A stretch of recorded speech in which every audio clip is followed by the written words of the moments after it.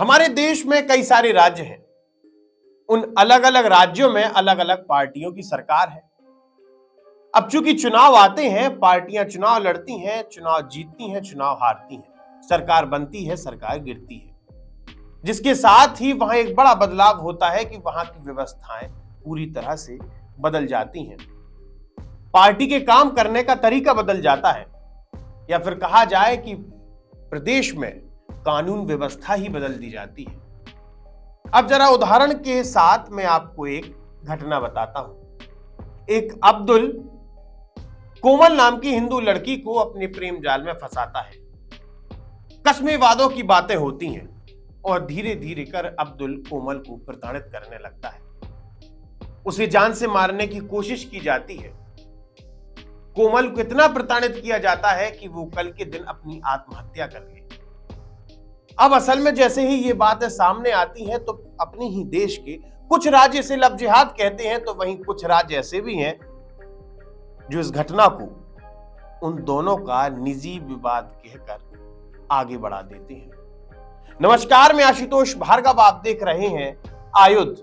आज की रिपोर्ट में हम बात करेंगे कि एक ही देश के अंदर अलग अलग राज्य किस प्रकार से लव जिहाद को छुपाकर उनका व्यक्तिगत मामला बता देते हैं। बीते दिनों मध्य प्रदेश के गुना जिले से एक खबर आती है कि अयान नाम का मुस्लिम युवक लगातार कई दिनों से एक हिंदू युवती को परेशान कर रहा है। पहले उस युवती को प्रेम जाल में फंसाया जाता है, जिसके बाद उसे दबाव डालकर वो अपने घर पर रखता है और धीरे धीरे करके उस बच्ची को, उस युवती को बंदी बनाया जाता है। पहले उसके साथ गलत हरकतें की जाती हैं, उसके मुंह को फेविक्विक से चिपका दिया जाता है, उसके चेहरे पर झाड़ू और जूते से हमले किए जाते हैं। और जैसे ही युवती की मां को इस बात की खबर लगती है, वैसे ही मां उस युवती को अस्पताल लेकर जाती है, जहां डॉक्टर कहता है कि बच्ची की आंखों की रोशनी चली गई है। अब बच्ची कुछ दिन तक ढंग से बैठ भी नहीं पाएगी, जिसके बाद मध्य प्रदेश शासन एक्टिव होता है। पुलिस प्रशासन द्वारा मामला दर्ज किया जाता है और कल मतलब रविवार के दिन 21 तारीख को उस अयान नाम की मुस्लिम युवक के घर पर बुलडोजर चलने की कार्रवाई होती है। उसके घर को जमींदोज किया जाता है। तो वहीं दूसरी तरफ कर्नाटक के हुबली में इससे ज्यादा खतरनाक घटना घटित होती है, जहां पर नेहा नाम की एक हिंदू युवती कॉलेज से पढ़ाई कर अपने घर लौट रही थी। रास्ते में उसका प्रेमी फैयाज मिलता है, जो कि बिना बातचीत किए उस पर एक के बाद एक धारदार हथियार से हमले करने लगता है। नेहा के शरीर पर 7 गहरे गहरे जख्म आते हैं, जिसके बाद नेहा की जान चली जाती है। अब जरा समझिए, मध्य प्रदेश और कर्नाटक में एक ही समय पर लगभग एक जैसी घटनाएं होती हैं। मध्य प्रदेश में युवती को बचा लिया जाता है, लेकिन कर्नाटका में इतने गहरे घाव होने के बावजूद युवती की जान चली जाती है। लेकिन खास बात यह है कि कर्नाटक सरकार आज तक इस बात को स्वीकार नहीं कर रही है कि नेहा के साथ लव जिहाद हुआ है, नेहा लव जिहाद का शिकार हुई है। एक खास बात और है कि नेहा के पिता हुबली नगर निगम में कांग्रेस पार्टी के एक पार्षद हैं, जिन्होंने पहले दिन यह स्वीकार किया था कि मेरी बच्ची लव जिहाद का शिकार हुई है। निरंजन ने कई बार फैयाज के परिजनों से ये बात करने की कोशिश की कि आपका बेटा मेरी बेटी को लगातार परेशान कर रहा है, लेकिन उसके बावजूद भी परिवारजनों ने फैयाज पर शिकंजा कसने की कोशिश नहीं की। ये स्पष्ट नजर आता है कि नेहा लव जिहाद का शिकार हुई और उसे अपनी जान गंवानी पड़ी। यह भी स्पष्ट समझ में आता है कि नेहा के पिता निरंजन, जो कि कांग्रेस पार्टी से पार्षद हैं, उन्होंने लव जिहाद की बात को स्वीकार किया है, लेकिन आज तक कांग्रेस पार्टी की तरफ से किसी भी प्रकार की कोई प्रतिक्रिया लव जिहाद को लेकर सामने नहीं आई है। इस घटना के बाद कर्नाटका के मुख्यमंत्री सिद्धारमैया लगातार ये कहते नजर आ रहे हैं कि ये सब लव जिहाद का एक भ्रम फैलाया जा रहा है।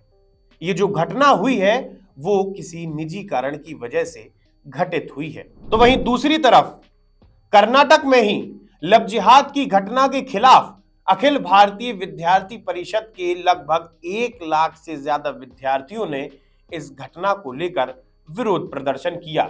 अब चूंकि नेहा के पिता निरंजन कांग्रेस पार्टी से पार्षद हैं, उन्होंने खुद स्पष्ट पहले ही दिन इस बात को स्वीकार किया कि मेरी बच्ची को लव जिहाद का शिकार बनाया गया। लेकिन कांग्रेस पार्टी लगातार ये कहती नजर आती है कि लव जिहाद कुछ है ही नहीं। लव जिहाद तो भारतीय जनता पार्टी और विद्यार्थी परिषद संघ द्वारा फैलाया जा रहा एक भ्रम है। लेकिन इस बार उन्हीं की पार्टी के पार्षद और पीड़िता के पति ने इस बात को स्वीकार किया है। विद्यार्थी परिषद के प्रदर्शन के बाद विश्व की सबसे बड़ी राजनीतिक पार्टी भारतीय जनता पार्टी के राष्ट्रीय अध्यक्ष जेपी नड्डा कर्नाटक के हुबली पहुंचते हैं और पीड़िता के घर पहुंचकर परिवारजनों से मुलाकात करते हैं। जेपी नड्डा साफ स्पष्ट शब्दों में कहते हैं कि नेहा लव जिहाद का शिकार हुई है। जब उन्हीं की पार्टी के पार्षद और नेहा के पिता इस बात को स्वीकार कर रहे हैं तो कांग्रेस पार्टी अभी तक आंखों पर पर्दा डालकर क्यों खड़ी हुई है? इस घटना के पश्चात शोक संतप्त परिवार को सांत्वना देने के लिए और उनके साथ इस दुख घड़ी में शामिल होने के लिए आया था।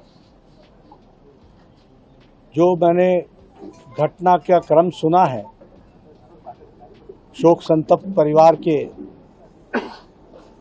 पिताजी के द्वारा और जो माताजी ने जिस तरीके से घटना का वर्णन किया है,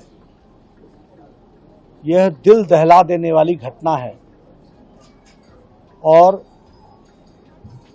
ये मानवता पर एक गहरा आघात है। मुझे जो वक्तव्य मुख्यमंत्री सिद्धारमैया जी का सुनने को मिला और जो वक्तव्य मुझे गृह मंत्री जी परमेश्वरम जी का मिला, वह अत्यंत ही आपत्तिजनक है।